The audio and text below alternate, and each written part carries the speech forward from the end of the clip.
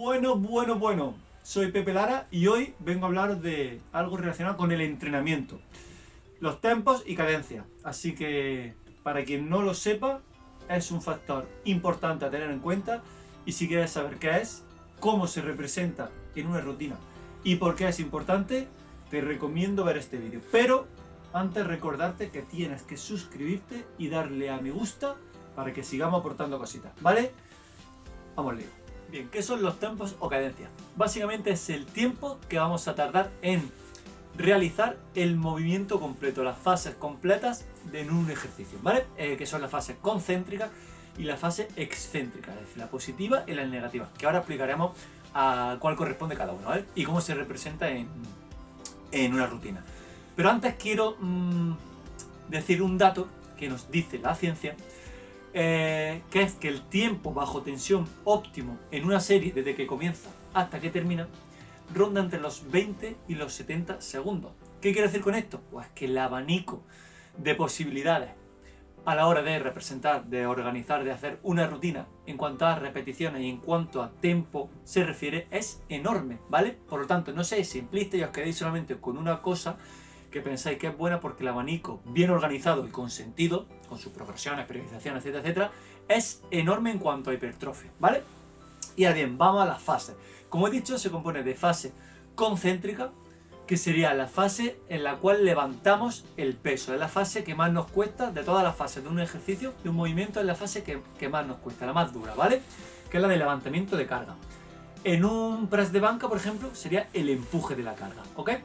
Luego tenemos la fase excéntrica o negativa, que es la fase en la cual se produce un alargamiento del músculo. Yo siempre digo, me gusta decir lo que es la que luchamos contra la gravedad. En un press de banca sería el movimiento en el cual bajamos la barra hacia el pecho.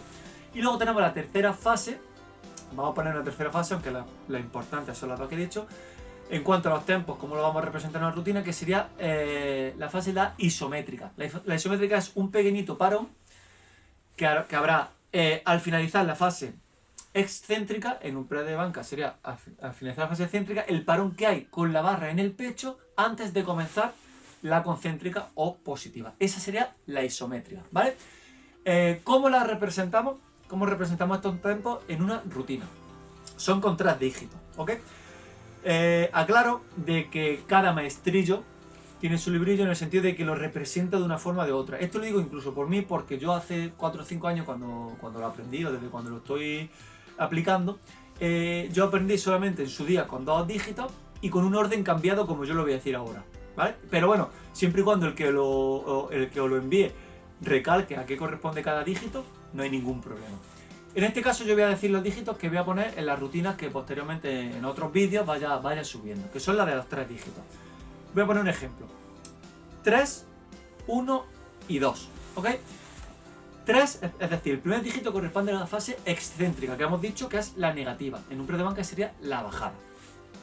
El 1 corresponde a la isométrica, que sería ese parón, ese segundo al finalizar la fase excéntrica antes de comenzar la concéntrica, con la barra en el pecho. Y el último dígito, el 2, sería 2 segundos de empuje o concéntrica.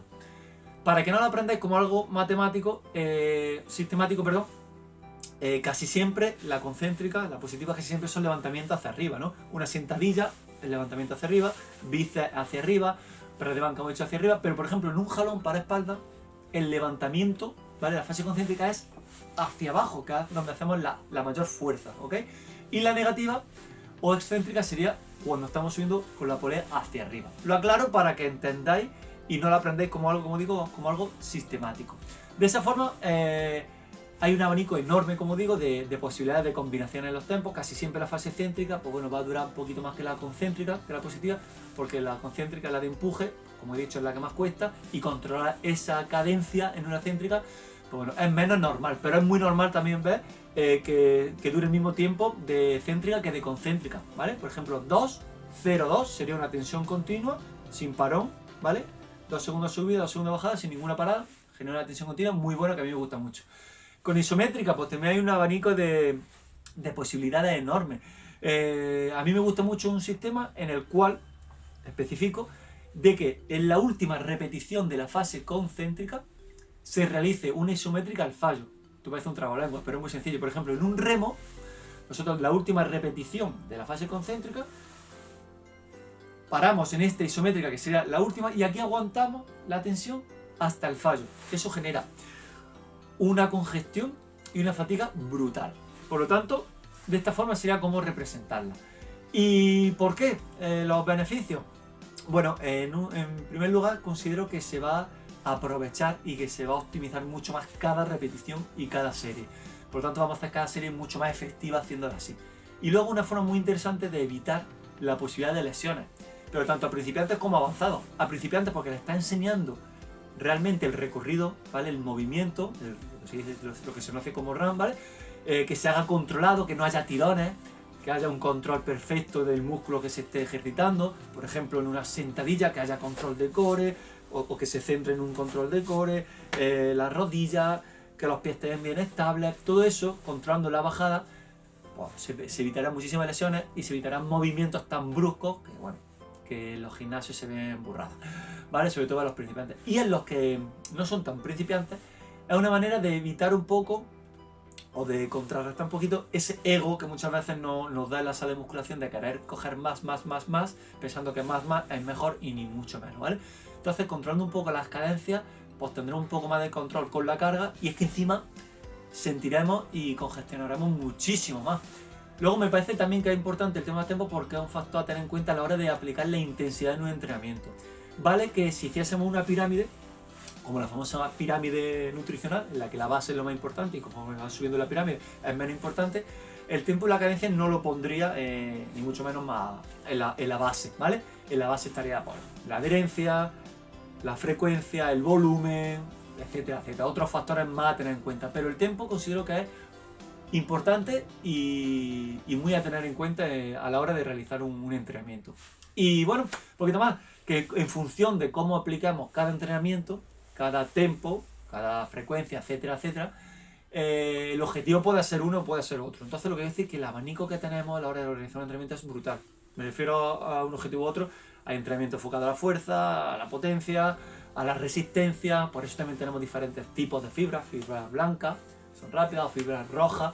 Obviamente que en función del sistema de entrenamiento que se utilice, pues involucramos más una fibra u otra. Pero bueno, eso ya es otro tema aparte, pero lo que quiero que entendáis es que el abanico es enorme y que hay que estar abierto a todo siempre y cuando bueno, sea coherente y tenga sentido, ¿vale? Y hasta aquí el apartado del tema de los tempos, que bueno, es conocido cada vez más, como debe ser, por mucha gente, pero es súper desconocido y nosotros que trabajamos pues bueno, con mucha gente, sobre todo que se está iniciando, pues creo que es muy interesante el hacer este vídeo para salir de dudas, para que tengáis aquí el vídeo cuando tengáis cualquier duda sobre este tema y saber aplicarla en vuestro entrenamiento. Espero que os haya gustado. De ser así, por favor, dale al like, no olvidéis en suscribiros y muchísimas gracias por el apoyo recibido hasta ahora. El próximo vídeo sobre entrenamiento será una rutina casera, porque todavía no sabemos la que nos espera.